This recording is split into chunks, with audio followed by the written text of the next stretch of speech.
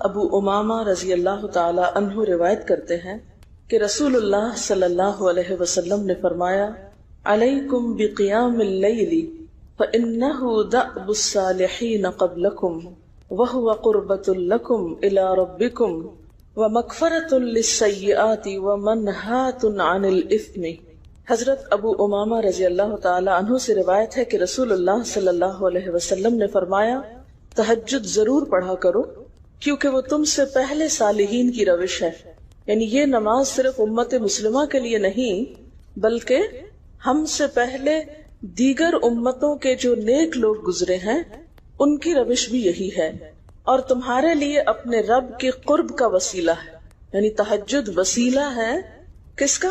اللہ کا قرب حاصل کرنے کا، اور گناہوں کے مٹنے کا ذریعہ ہے، اور مزید گناہوں سے بچنے کا سبب ہے، یعنی پچھلے گناہوں کے صاف ہونے کا ذریعہ۔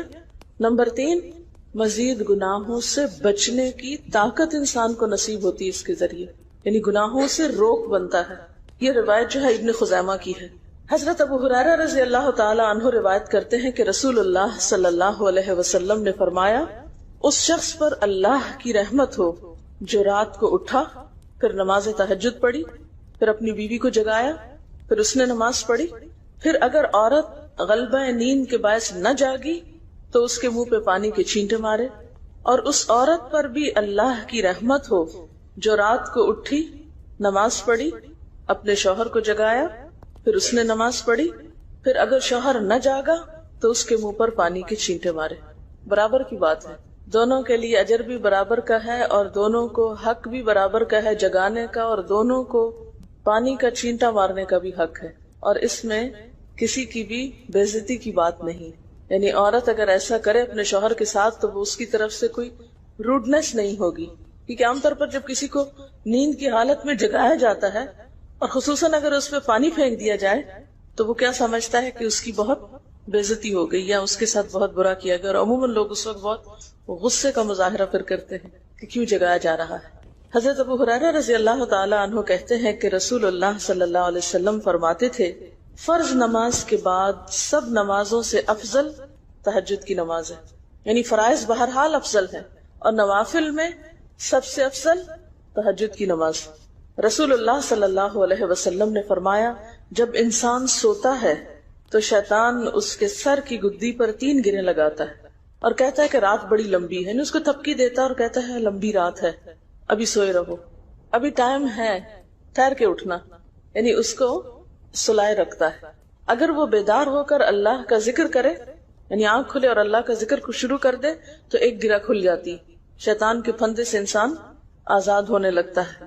اگر وضو کرے تو دوسری گرہ کھل جاتی، اگر نماز پڑھے تو تیسری گرہ کھل جاتی، اور وہ شادمان اور پاک نفس ہو کر صبح کرتا ہے۔ یعنی جو شخص صبح نماز کے وقت پر، تہجد کے وقت یا پھر کم از کم فجر کے وقت اٹھ جاتا ہے، اللہ کا ذکر کرتے ہوئے وضو کرے اور پھر نماز پڑھ لے، سورج نکلنے سے پہلے پہلے یہ کام کر لے تو وہ ایک مطمئن شخص کی طرح اٹھتا ہے، ورنہ اس کی صبح خبیث اور سست نفس کے ساتھ ہوتی۔ عام طور پر ہم اطمینان کی تلاش میں رہتے ہیں، سکون کی تلاش میں رہتے ہیں، اور یہ سوچتے ہیں کہ ہمیں ڈپریشن ہے یا ہمارے اندر ایک غم ہے، تو ہم اس کے اسباب نہیں جانتے کہ سبب کیا ہے۔ ان کے اسباب میں سے ایک بڑا سبب شیطان کی گرفت میں ہونا ہے، اور شیطان اپنی گرفت ویسے تو دن کے وقت بھی انسان پر رکھتا ہے، لیکن خصوصاً رات کے وقت جب انسان سو جاتا ہے تو وہ نہیں چاہتا کہ سوتا ہوا اٹھے انسان، اور اگر انسان ہمت کر کے اٹھ جاتا ہے، ذکر کرتا ہے، وضو کرتا ہے اور نماز پڑھ لیتا ہے تو یہیں سے اطمینان قلب کا آغاز ہو جاتا ہے، اس کی تسلی ہو جاتی۔ رسول اللہ صلی اللہ علیہ وسلم نے فرمایا اللہ تعالیٰ ہر رات آسمان دنیا پر نزول فرماتے ہیں، یعنی زمین سے سب سے قریبی آسمان پر۔ جب 1/3 رات باقی رہ جاتی ہے تو فرماتے ہیں ہے کوئی جو مجھے پکارے؟ اس وقت اللہ تعالیٰ بندوں کو پکارتے ہیں، ہے کوئی جو مجھے پکارے میں اس کی دعا قبول کروں؟ ہے کوئی جو مجھ سے مانگے میں اس کو دوں؟ ہے کوئی جو مجھ سے بخشش طلب کرے تو میں اس کو بخش دوں؟ گویا یہ وقت دعا کی قبولیت کا وقت ہے، انسان جو مانگے اس کو ملتا ہے، اور خصوصی طور پر بخشش کے طلب کرنے کا وقت ہے، جیسے قرآن پاک میں آتا ہے وَبِالْأَسْحَارِ ہم یستغفرون وبالاسحار ہم یستغفرون، اور سحری کے وقت وہ استغفار کرتے ہیں۔ اب ہو سکتا ہے کہ آپ کہیں کہ نہیں، ہم نے تو زندگی میں کوئی خاص گناہ کیے ہی نہیں، اس لیے ہمیں تو بخشش کی ضرورت ہی نہیں، بخشش مانگے گناہگار لوگ، ہم تو نیک لوگ ہیں، نیک کام کرتے ہیں، دن رات قرآن پڑھتے پڑھاتے ہیں، اس لیے ہماری تو ضرورت نہیں۔ نہیں، نبی صلی اللہ علیہ وسلم جن کے اگلے پچھلے سب قصور معاف کر دیے گئے تھے، وہ اتنا لمبا قیام کرتے تھے کہ ان کے قدم مبارک سوج جاتے تھے۔ حضرت مغیرہ فرماتے ہیں رسول اللہ صلی اللہ علیہ وسلم نے اتنا لمبا قیام کیا رات کو کہ آپ کے پاؤں سوج گئے۔ آپ سے سوال کیا گیا کہ آپ اتنی مشقت کیوں کرتے ہیں، اپنے آپ کو اتنا کیوں تھکاتے ہیں، حالانکہ آپ کے تو سارے گناہ معاف کر دیے گئے۔ آپ نے فرمایا کیا میں اللہ کا شکر گزار بندہ نہ بنوں؟ یعنی صرف گناہوں کی بخشش ہی نہیں بلکہ نعمتوں پر شکر بھی واجب ہے۔ جہاں ایک طرف گناہوں کی بخشش انسان کے لیے اللہ کے قرب کے راستے ہموار کرتی ہے، وہاں اللہ تعالیٰ کا شکر ادا کرنا بندے کو اللہ کا قرب عطا کرتا ہے۔ اچھا، اب پہلی سنت میں آپ کو بتاؤں گی کہ اگر آپ تہجد کے وقت اٹھے ہیں تو سب سے پہلے آپ کیا پڑھیں گے۔ حضرت عائشہ رضی اللہ تعالیٰ عنہا فرماتی ہیں کہ رسول اللہ صلی اللہ علیہ وسلم جب رات کو تہجد کے لیے اٹھتے تو یہ پڑھتے 10 بار اللہ اکبر، 10 بار الحمدللہ، 10 بار سبحان اللہ وبحمدہ، 10 بار سبحان الملک القدوس، 10 بار استغفر اللہ، 10 بار لا الہ الا اللہ، اور پھر 10 بار اللہم اعوذ بک من ضیق الدنیا و ضیق یوم القیامہ، میں تیری پناہ میں آتا ہوں دنیا کی تنگی سے اور قیامت کے دن کی تنگی سے۔ اللہم اعوذ بک من ضیق ضاد یہ قاف، من ضیق الدنیا و ضیق یوم القیامہ، یہ بھی 10 بار۔ اور پھر فرماتے اللہم اغفر لی واہدنی وارزقنی وعافنی، پھر وضو کرتے اور تہجد شروع کرتے، یعنی یہ بھی وضو سے پہلے آپ پڑھ لیتے تھے۔ تو آپ کیا کر سکتے ہیں، جیسے آنکھ کھلی ہے بستر پر لیٹے ہیں تو بعض اوقات ایسا ہوتا ہے نا کہ انسان سوچتا ہے اچھا ایک سائڈ پہ سو کے اتنے تھکے ہوئے ہوتے ہیں کہ آپ ایک دم نہیں اٹھ پاتے، حالانکہ آپ صلی اللہ علیہ وسلم کے نیند سے بیدار ہونے کا طریقہ کیا تھا کہ جب آپ اٹھتے تھے تو یکدم اٹھتے تھے، سستی کے مارے نہیں کہ کبھی ایک طرف لیٹ گئے پھر دوسری طرف سو گئے، پھر دائیں طرف پھر بائیں طرف، نہیں، جب جاگنے کا وقت ہوتا تھا تو آپ فوراً اٹھ جاتے تھے۔ لیکن بسا اوقات ایسا ہوتا ہے کہ انسان تھکا ہوا ہوتا ہے، سائڈ بدل کے دوسری طرف کو ذرا لیٹتا ہے، تو یہ لیٹے لیٹے بھی آپ اذکار پڑھ سکتے ہیں، ٹھیک ہے؟ اور یہ سب آپ کو آتے ہی ہوں گے سوائے ایک وہ ذکر کے اللہم اعوذ بک من ضیق الدنیا و ضیق یوم القیامہ، اور ترتیب آپ یاد کر لیں اپنے بیڈ سائڈ ٹیبل پہ یا بیڈ پہ یا کہیں بھی، یہ نوٹس کسی پین کے ساتھ لکھ کے لگا دیں، چپکا دیں، اور جب یاد ہو جائے تو پھر اتار دیں، جب عادت بن جائے تو ہٹا دیں وہاں سے، ٹھیک ہے نا؟ جتنے دن عادت نہیں بنتی اتنے دن اپنے یادداشت کے لیے رکھ لیں۔ اسی طرح نیند سے اٹھ کر لا الہ الا اللہ وحدہ لا شریک لہ لہ الملک ولہ الحمد وہو علی کل شیء قدیر الحمد للہ وسبحان اللہ واللہ اکبر ولا حول ولا قوۃ الا باللہ، یہ بھی پڑھ سکتے ہیں۔ اچھا، ضروری نہیں کہ سب کچھ ایک ہی دن میں پڑھ لیں، یہ بھی آپ کر سکتے ہیں کہ ایک دن میں ایک چیز پڑھ لیں، دوسرے دن دوسری پڑھ لیں، تیسرے دن تیسری پڑھ لیں، ٹھیک ہے؟ اور اگر ساری ایک دن بھی پڑھنا چاہیں، دیکھیں وقت کی بات ہے نا، ہو سکتا ہے اس وقت عمر کے اس حصے میں آپ پہ بہت ذمہ داریاں ہوں، آپ یہ سب کچھ نہ پڑھ سکتے ہوں، لیکن زندگی کا ایک ایسا وقت بھی آتا ہے جب انسان بوڑھا ہو جاتا ہے، جب اس کے اوپر باقی ذمہ داریاں کم ہو جاتی ہیں، پھر نیند بھی کم ہو جاتی ہے، پھر زیادہ عبادت کا موقع ملتا ہے، تو ایسے میں جب انسان کے پاس عبادت کے لیے وقت اور موقع زیادہ ہو تو پھر یہ ساری چیزیں بھی پڑھ لیں، ٹھیک ہے نا؟ پھر اسی طرح یعنی یہ جو روایت ہے کہ جس میں آپ صلی اللہ علیہ وسلم نے فرمایا جو شخص نیند سے جاگے، اور یہ تہجد کے وقت ہی نہیں، اگر فجر کے لیے بھی آپ اٹھ رہے ہیں تو یہ دعا پڑھ سکتے ہیں، لا الہ الا اللہ وحدہ لا شریک لہ، اور پھر الحمدللہ وسبحان اللہ واللہ اکبر ولا حول ولا قوۃ الا باللہ، پھر کہے اللہم اغفر لی، پھر کیا پڑھے اللہم اغفر لی، یا کوئی اور دعا کرے تو قبول ہوگی، اور اگر وضو کر کے نماز پڑھے تو وہ بھی قبول کی جائے گی۔ صبح اٹھتے ہی اللہ کی تعریف، اور آپ کو معلوم ہے کہ یہ جو چوتھا کلمہ ہے نا لا الہ الا اللہ وحدہ، اس کو دعا بھی کہا گیا، حالانکہ اس میں صرف اللہ تعالیٰ کی حمد و ثنا ہے، اور یہ یوم عرفہ کی دعا ہے۔ حدیث میں آتا ہے کہ مجھے اور مجھ سے پہلے انبیاء کو اس دن کی جو بہترین دعا سکھائی گئی، یعنی یوم عرفہ کی دعا، لا الہ الا اللہ وحدہ لا شریک لہ، حالانکہ اس میں مانگنے کی تو کوئی چیز ہی نہیں، صرف اللہ کی حمد و ثنا ہے. جیسے حضرت ایوب علیہ السلام نے کہا تھا انی مسنی الضر وانت ارحم الراحمین، مانگا کچھ نہیں، انت ارحم الراحمین، انت ارحم الراحمین. اللہ تعالیٰ کی تعریف کر کے اللہ تعالیٰ کے نام کے ساتھ اس کو اگر انسان پکار لیتا ہے تو یہ بھی اس کے لیے بہت کافی. ایک اور روایت میں آتا ہے رسول اللہ صلی اللہ علیہ وسلم جب تہجد کے لیے اٹھتے، یعنی آپ ایک مرتبہ اٹھے، یعنی جو صحابی روایت کرتے ہیں، تو آپ نے بیٹھنے کے بعد آسمان کی طرف نظر کر کے سورۃ آل عمران کی آخری 11 آیات 190 سے لے کر 200 تک 11 آیتیں یہ پڑھی. ان فی خلق السماوات سے لے کر بالکل آخر تک. یعنی ضروری نہیں کہ کھڑے ہو کر آپ آسمان کی طرف دیکھیں، آپ اٹھے ہیں، چارپائی پہ بیٹھے ہوئے ہیں، ابھی وضو کے لیے نہیں گئے، بیٹھ کے آسمان کی طرف دیکھ کے پڑھ کے پھر اٹھ سکتے ہیں. اب اس میں آپ دیکھیں نا کہ انسانی نفس کی بھی ایک رعایت ہو جاتی. لیٹے لیٹے آپ نے ایک ذکر پڑھ لیا، بیٹھ کے آپ نے دوسرا پڑھ لیا، پھر آپ وضو کو چلے گئے، تو اس میں وہ جو ایک طبیعت کی کسل مندی ہوتی ہے وہ بھی ساتھ ساتھ اللہ کے ذکر سے دور ہوتی جاتی ہے، اور ایک سٹیپ کے بعد دوسرا سٹیپ لینا بھی آسان ہو جاتا ہے. اچھا، اس میں آپ دیکھیں حکمت کیا ہے کہ آپ صلی اللہ علیہ وسلم نے کیا فرمایا کہ آسمان کی طرف دیکھ کے پڑھا جائے تاکہ اچھی طرح آنکھیں کھل جائیں. تو زبانی یاد کرنے کا مطلب یہ نہیں کہ آپ آنکھیں بند کر کے سوئے سوئے پڑھیں، کیونکہ بعض اوقات ایسا ہوتا ہے نا، آنکھ کھلتی ہے، ذکر شروع کرتے ہیں اور پھر پتہ ہی نہیں چلتا اور ذکر آدھے میں رہ جاتا ہے اور سو چکے ہوتے ہیں.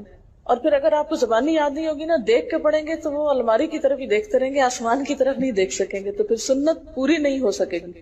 اور اسی طرح حضرت ابن عباس روایت کرتے ہیں کہ جب رسول اللہ صلی اللہ علیہ وسلم رات کو تہجد کے لیے کھڑے ہوتے تو اللہ پر تکبیر تحریمہ کے بعد یہ دعا پڑھتے، اللہم لک الحمد انت قیم السماوات والارض ومن فیہن وَلَكَ الْحَمْدُ لَكَ مُلْكُ السَّمَاوَاتِ وَالْأَرْضِ وَمَنْ فِيهِنَّ وَلَكَ الْحَمْدُ أَنْتَ نُورُ السَّمَاوَاتِ وَالْأَرْضِ وَلَكَ الْحَمْدُ أَنْتَ مَلِكُ السَّمَاوَاتِ وَالْأَرْضِ وَلَكَ الْحَمْدُ أَنْتَ الْحَقُّ وَوَعْدُكَ الْحَقُّ وَلِقَاؤُكَ حَقٌّ وَقَوْلُكَ حَقٌّ وَالْجَنَّةُ حَقٌّ وَالنَّارُ حَقٌّ وَالنَّبِيُّونَ حَقٌّ وَمُحَمَّدٌ صلی اللہ علیہ وسلم حَقٌّ وَالسَّاعَةُ حَقٌّ اللہم لک اسلمت وبک آمنت وعلیک توکلت والیک انبت وبک خاصمت والیک حاکمت فاغفر لی ما قدمت وما اخرت وما اسررت وما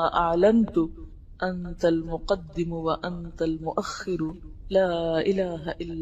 الہی تیرے ہی لیے ہے ساری تعریف، زمین و آسمان اور جو کچھ ان میں ہے سب کو تو ہی قائم رکھنے والا ہے. تیرے ہی لیے ہے ساری تعریف، زمین و آسمان اور جو کچھ ان میں ہے اس سب کی بادشاہی تیرے ہی لیے ہے.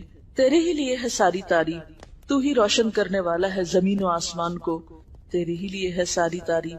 تو ہی بادشاہ ہے زمین و آسمان کا، تیرے ہی لیے ہے ساری تعریف. تو حق ہے، تیرا وعدہ حق ہے، تیری ملاقات حق ہے، تیرا کلام حق ہے، جنت حق ہے، جہنم حق ہے، تمام انبیاء حق ہیں، اور محمد صلی اللہ علیہ وسلم حق، قیامت حق ہے.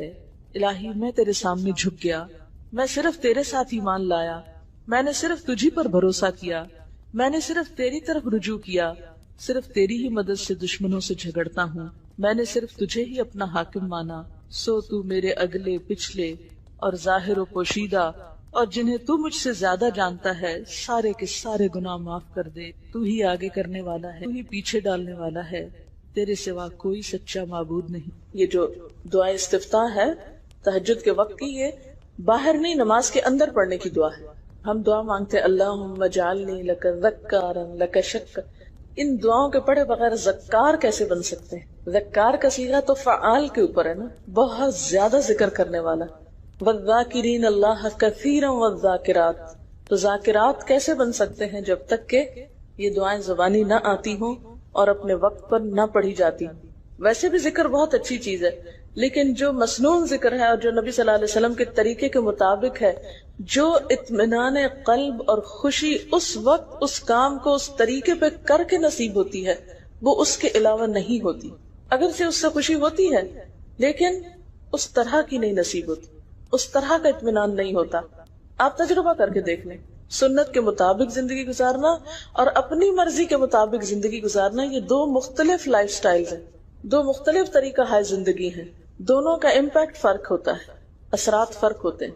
اور یہ نہیں کہ یہ کوئی بہت مشکل عمل ہے بہت مشکل کوئی نہیں ہے، ہم کر سکتے ہیں، لیکن بات یہ ہے کہ ہم کرنے کی کوشش کریں، ارادہ تو کریں۔ پہلے تو آپ اپنے آپ سے یہ پوچھیں ارادہ بھی کیا کہ نہیں، کیونکہ اگر ارادہ ہو گیا نا تو کام بھی ہو جائے گا۔ مشکل یہ ہے کہ ہم جب کوئی ایسا کام سنتے ہیں تو پھر سوچتے نہیں ہمارا تو حالات اتنے کٹھن ہیں کہ یہ عمل ہمارے لیے نہیں، ویسے بھی نفل ہے، کوئی بات نہیں، نہ بھی ہو سکا تو کیا ہے، یہی کہہ کے ہم چھوڑ دیتے ہیں چیزوں کو کہ نہیں۔ لیکن میں سمجھتی ہوں کہ جو عمر آپ بچیوں کی خاص طور پر اس وقت ہے، اس عمر کو غنیمت سمجھے، اور اس میں آپ نے جو کچھ اب یاد کر لیا، عادت ڈال لی، وہ اگلی زندگی میں شدید مصروفیت کے باوجود بالکل عادت ثانیہ ہو جائے گی، ایک روٹین ہو جائے گی، اور آپ کو مشکل نہیں ہوگی۔ لیکن اگر اب نہیں عادتیں ڈالی، کل کو یا نئے سرے سے عادت ڈالنا بہت مشکل ہوگا۔ سنت مشکل نہیں ہے، صرف یہ ہے کہ ارادے، نیت اور پھر کوشش کی ضرورت ہے۔ کر لیں گے تو ہو بھی جائے گا، آخر کرنے والے کرتے ہیں، لیکن جب پہلے ہی سے سوچ لیتے نہیں بڑا مشکل، وہ تو اللہ والے کرتے ہیں، اور وہ تو نیک لوگوں کا کام ہے، ہم تو نہ اللہ والے ہیں اور نہ ہی نیک ہیں، تو کیوں نہیں ہے، ہو جائے۔ اب آپ صلی اللہ علیہ وسلم کی تہجد کی کیفیت کیا تھی؟ حضرت ابو ذر کہتے ہیں کہ رسول اللہ صلی اللہ علیہ وسلم نے تہجد میں اتنا قیام کیا کہ اس ایک آیت کو پڑھتے پڑھتے صبح کر دی، ایک آیت پڑھتے پڑھتے صبح کر دی۔ کون سی آیت تھی وہ؟ ان تعذبہم فانہم عبادک وان تغفر لہم فانک انت العزیز الحکیم۔ ایک آیت کو اتنی دفعہ پڑھا اور پڑھتے رہے اور پڑھتے رہے اور پڑھتے رہے، اسی میں صبح ہو گئی۔ تو طویل قیام جو ہے ضروری نہیں کہ وہ صرف کس وقت ہو، کوئی لمبی سورت پڑھ گئی، چھوٹی سورت بھی ہو سکتی ہے، لیکن روح کے ساتھ، شعور کے ساتھ اگر آپ دوہرا کے بھی پڑھے۔ مثال کے طور پہ آپ نے کوئی سورت یاد کر لی ہے اور آپ پڑھنے کھڑے ہوئے ہیں اور آپ کو صحیح طرح آتی نہیں ہے، یا آتی ہے تو اتنی تیز نہیں آتی، بہت رٹی ہوئی نہیں ہے، تو کوئی بات نہیں، ایک ایک آیت کو 2 دفعہ 3 دفعہ بھی آپ اس کو پڑھ سکتے ہیں، اور اس طرح بھی پڑھ کے لمبا کر سکتے ہیں۔ یعنی طویل قیام صرف زیادہ قرات سے ہی نہیں، مختلف طریقوں سے ہو سکتا ہے۔ یہ آیت ہے سورۃ المائدہ کی 118 نمبر آیت ہے۔ اگر تو انہیں عذاب دے تو وہ تیرے بندے ہیں، اور اگر تو انہیں معاف کر دے تو یقیناً تو غالب اور حکمت والا ہے۔ حضرت حذیفہ رضی اللہ تعالی عنہ نے نبی صلی اللہ علیہ وسلم کو تہجد پڑھتے دیکھا۔ وہ کہتے ہیں سورۃ فاتحہ کے بعد آپ نے سورۃ بقرہ پڑھی، پھر رکوع کیا۔ آپ کا رکوع آپ کے قیام کی مانند تھا۔ ہماری تو کمر نہ ٹوٹ جائے، کر کے تو ذرا دیکھیں۔ میں نے زندگی میں پہلی دفعہ رمضان میں طویل رکوع اور سجدے کا موقع ملا، اس سے پہلے تو اس طرح کا سچ پوچھے کانسیپٹ بھی کوئی نہیں تھا، کیونکہ بہت سی چیزیں جب ہم پڑھتے ہیں تو ہم کہتے ہیں ہاں یہ نبی صلی اللہ علیہ وسلم کے لیے ہیں، یہ تو آپ کی شان ہے اور آپ کا مقام ہے، ہم تو عام کمزور بندے ہیں۔ اصل میں ہم کمزور کیوں ہیں؟ اس لیے کہ ہم نے اپنی انرجیز بیکار باتوں میں بہت لگا رکھی، بیکار غم پالے ہوئے ہیں، بیکار مشغلے ہیں، بیکار گفتگویں ہیں۔ انرجی تو لگتی ہے نا، آپ فضول کی باتیں سوچیں تو کیا انرجی نہیں لگے گی؟ آپ لایانی چیزوں پہ کڑنا شروع کر دیں، کیا انرجی نہیں لگے گی؟ لگے گی۔ تو پھر آپ کے پاس کوئی تعمیری مثبت کام کرنے کے لیے نہ وقت ہے نہ انرجی ہے، پھر اس وقت تک آپ خالی ہو چکے ہوتے ہیں۔ رات کو دیر تک آپ اگر فضول گپ شپ کرتے رہے تو صبح اٹھے گا کون، اور پھر صبح پڑھے گا کون، اور اگر پڑھے بھی تو کیا پڑھے اس میں؟ کبھی آپ نے سوچا کہ احادیث کی یہ جو کتابیں ہیں یہ ساری کی ساری صرف آپ کی گفتگو نہیں، آپ کے عمل کا بھی احاطہ کیے ہوئے ہیں، اور ٹوٹل آپ کی گفتگو یہی ہے۔ اور اگر ہم اپنی گفتگو کو دیکھیں اور ہماری باتوں کی کوئی کتاب تیار ہو، نبی صلی اللہ علیہ وسلم کی عظمت کو پہچانیں، ہم اپنی گفتگو کا جائزہ لیں۔ اگر ہماری گفتگو بھی ریکارڈ ہو کر لوگوں کے پاس جانے لگے، لوگوں تک پہنچنے لگے، ہم عملی نمونہ کیوں نہیں لوگوں کے لیے؟ ہمیں دیکھ کر لوگوں کے عمل کیوں نہیں بدلتے؟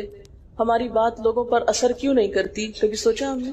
صرف اپنی گفتگو کے آئینے میں ہی اپنے آپ کو پہچان لیں کہ ہم کہاں ہیں، کون ہیں، کہاں کھڑے ہیں، لوگوں کے بیچ میں کیا باتیں کرتے ہیں، لوگوں کے پیٹھ پیچھے کیا باتیں کرتے ہیں، کہاں کس حال میں کیا کر رہے ہوتے ہیں۔ ہر شخص اپنے آپ کو خود پہچان سکتا ہے۔ کیا واقعی ہم اس لائق ہیں کہ کوئی ہم سے کچھ سیکھے؟ صرف اپنی گفتگو کے آئینے میں خود کو پہچانے۔ بعض اوقات کتنا بیکار بولتے ہیں، کتنا بے مقصد بولتے ہیں، کتنا ضرورت سے زائد بولتے ہیں۔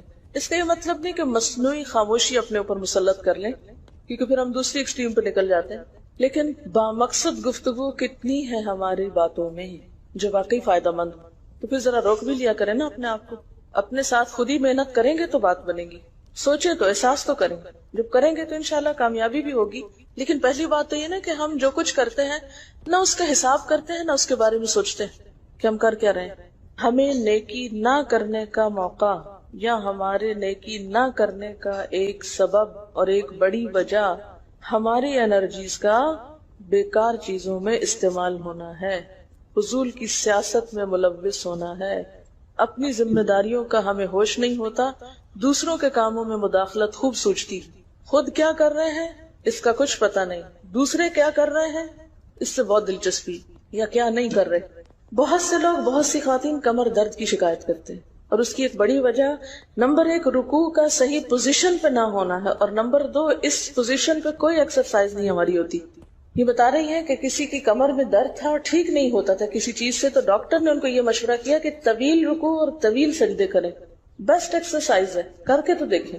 اور اس میں آپ دیکھیں کہ صحیح پوزیشن پہ لائیں، بالکل اسٹریٹ رکھیں گردن اور کمر کو، پیٹھ اور گردن ایک لائن میں آنی چاہیے۔ بہت سے لوگ یوں ٹیڑھی کرتے ہیں، یوں کر کے بس کرتے ہیں، یہ غلط پوزیشن، اس سے تو اور بیمار ہو سکتے ہیں۔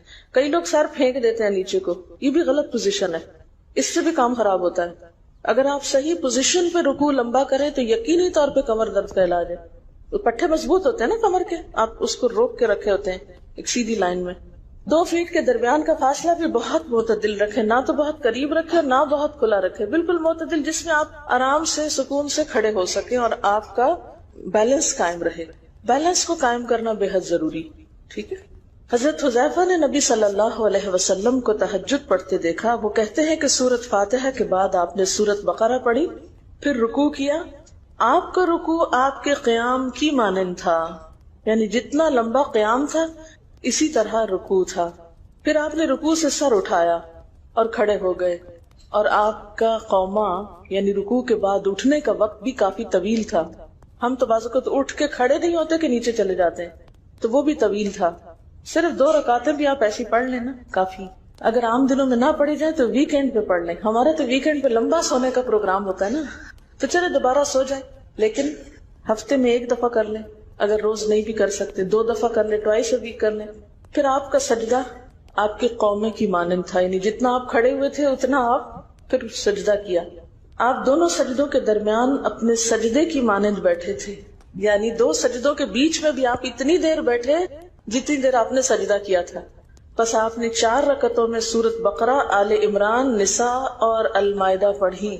ہمیں اگر خود نہیں بھی آتی اور کوئی پڑھانے والا اتنی لمبی 1 دفعہ بھی تراویح کوئی پڑھا دے یا کوئی نفل پڑھا دے تو ہم دوسری دفعہ اس کے پاس نہ پڑھیں۔ تقریباً 7.25 پارے بنتے ہیں، جس کو ایک منزل کہا جاتا ہے۔ ایک دن کے تہجد میں آپ نے اتنا پڑھا، اور یہ تو قرآن کی قرات تھی، لیکن بیچ کے وقفوں میں تسبیحات اور اللہ کی تعریف اور حمد و ثنا اور ذکر، یہ آپ پر بس تھا۔ یہ وہی کر سکتا ہے جس کو واقعی اللہ سے حقیقی محبت ہو، صرف دعوے کی حد تک نہیں۔ میں کہتی ہوں چلے روزانہ نہ صحیح، ہفتے میں 1 بار، ہفتے میں نہیں، مہینے میں 1 بار، مہینے میں نہیں تو سال میں، رمضان میں، کسی موقع پر کچھ تو اللہ سے تعلق آئے، کچھ تو قرب پائیں۔ ہر شخص کے بس میں نہیں کہ ہر روز ایسی عبادت کرے، کیونکہ اللہ کے رسول صلی اللہ علیہ وسلم کا بہرحال مقام کچھ اور تھا، لیکن کچھ شوق، کچھ حسرت، کچھ تو دل میں ہونا ہی چاہیے، کوئی نیت، کوئی ارادہ، کوئی عزم، اور پھر اس کے لیے کوشش۔ تو وقت بچے گا کچھ آپ کے پاس فالتو باتوں کے لیے، فضول چیزوں کے لیے، کچھ سوچنے کے لیے، ٹینشن کے لیے بچے گا کچھ؟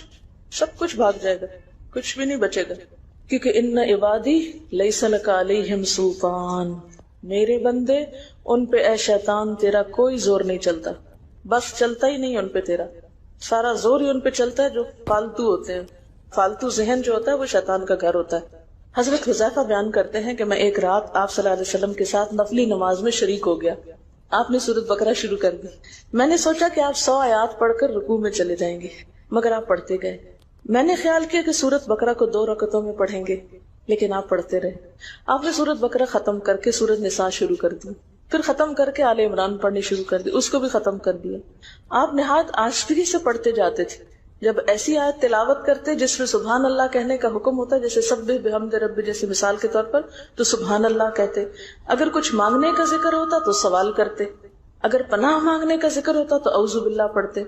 اس حدیث سے یہ بھی پتہ چلتا ہے کہ سورتوں کی ترتیب ضروری نہیں، کیونکہ آپ نے پہلے النساء پڑھی پھر آل عمران پڑھی۔ یہ جو ہر وقت لوگ پیچھا کیے رکھتے ہیں نا، بعض کا تو بہت ضد کرتے ہیں کہ آپ نے پہلی رکعت میں یہ پڑھائی تھی تو دوسری میں یہ کیوں پڑھا دی، یہ تو سنت میں ملتا ہے کہ پہلی رکعت طویل ہے دوسری کے مقابلے میں، لیکن یہ لازم نہیں کہ جو پہلی میں پڑھے اس کے بعد آگے والی صورتوں میں سے پڑھے، پیچھے والی میں سے نہیں پڑھ سکتے۔ رسول اللہ صلی اللہ علیہ وسلم نے عبداللہ بن عمرو سے کہا، مجھے بتلایا گیا ہے کہ تم ساری رات نفل پڑھتے اور دن کو روزہ رکھتے ہو، اگر تم ایسا کرو گے تو تمہاری آنکھ کمزور اور طبیعت سست ہو جائے گی، یعنی ہر روز روزہ اور ہر رات جگراتا تمہاری جان اور تمہارے بال بچوں کا بھی تم پر حق ہے، اس لیے روزہ رکھو اور افطار بھی کرو اور رات کو قیام کرو اور سو بھی، یعنی ساری رات تہجد پڑھنا یا نفل پڑھنا پسندیدہ نہیں ہے، رات کو سونا بھی پسندیدہ ہے۔ ہمارے ہاں 27ویں رات کو پوری رات جاگنا لازم سمجھا جاتا ہے، تو نبی صلی اللہ علیہ وسلم سے کوئی رات بھی پوری کی پوری جاگنا ثابت نہیں، کیونکہ اگر انسان صرف جاگتا ہی جاگتا چلا جائے تو آسان ہوتا ہے، ایک دفعہ سو کے پھر اٹھنا جو ہے نا وہ اصل میں نفس کا امتحان ہوتا ہے، وہ مشکل ہوتا ہے۔ اسی طرح نبی صلی اللہ علیہ وسلم 3 دن سے کم میں قرآن مجید ختم کرنا پسند نہیں فرماتے تھے۔ آپ نے حضرت عبداللہ بن عمرو سے فرمایا کہ 1 ماہ میں پورا کر لو۔ انہوں نے عرض کی میں اس سے زیادہ تلاوت کی طاقت رکھتا ہوں، فرمایا 20 دن میں کر لو۔ ان کا میں اس سے زیادہ کی طاقت رکھتا ہوں، فرمایا 7 دن میں ختم کر لیا کرو، اس سے زیادہ کی اجازت نہیں، یعنی وہ ایک منزل کر کے۔ صحابہ کرام چونکہ اس زمانے میں مصحف اس طرح تھوڑی چھپے ہوئے تھے کہ کتابوں کی شکل میں ہو، جو قرآن تھا لوگوں کے سینوں میں تھا، یاد کیے ہوئے تھے، اور وہ یاد کیا ہوا کہیں صبح کے وقت الگ بیٹھ کے نہیں پڑھا کرتے تھے، وہ کہاں پڑھتے تھے؟ تہجد میں نماز کے اندر پڑھا کرتے تھے۔ اب یہ تو ہم لوگوں کی مشکل ہوگی نا کہ ہمیں آتا کچھ نہیں زبانی، تو پھر ہم دیکھ کے پڑھتے ہیں تو نماز میں پھر وہ مشکل ہوتا ہے، تو الگ رکھ کے پھر اس کو پڑھ رہے ہوتے ہیں، ٹھیک ہے۔ لیکن زیادہ بہترین پڑھنا نماز کے اندر کا پڑھنا ہے، اگرچہ دیکھ کے پڑھنے کی اس میں بھی اجازت ہے، لیکن ان کی چونکہ شدید حرص تھی حضرت عبداللہ بن عمرو کی، تو آپ نے ان کو 3 دن کی پھر اجازت دے دی تھی، اور آپ نے فرمایا کہ اس شخص کو قرآن کی کچھ سمجھ نہیں ہو سکتی جو 3 سے بھی کم دن میں قرآن پڑھے۔ نبی صلی اللہ علیہ وسلم نے فرمایا جو شخص رات کے نوافل میں 200 آیات تلاوت کرتا ہے وہ اطاعت گزار مخلص لوگوں میں شمار ہوتا ہے۔ انہ من عبادنا المخلصین، وہ آتا نا قرآن پاک میں انبیاء کی صفت میں سے۔ تو جو شخص رات کو نماز میں یعنی نفل میں 200 آیات تک تلاوت کرتا ہے وہ اطاعت گزار مخلص بندوں میں شمار ہوتا ہے۔ اور سنن دارمی میں واضح طور پر آتا ہے کہ نبی صلی اللہ علیہ وسلم ساری رات نوافل نہیں پڑھا